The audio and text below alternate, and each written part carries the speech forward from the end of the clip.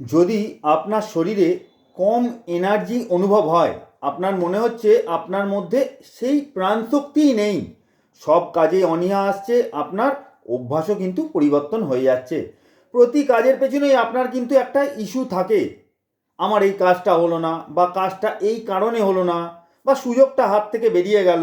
তাহলে আপনার শরীরের ঊর্জাকে মেনটেন করার জন্য এই উপায়টি করুন। সকালে কিছুটা দুধ নেবেন, এরপর সোনার আংটি হোক বা সোনার চুড়ি হোক বা সোনার যে কোনো জিনিস নিয়ে গ্যাসে গরম করে দুধে ডোবান, আবার গরম করে ডোবান, এইভাবে 4-5 বার গরম করে দুধে ডোবান ও দুধটা খেয়ে নিন।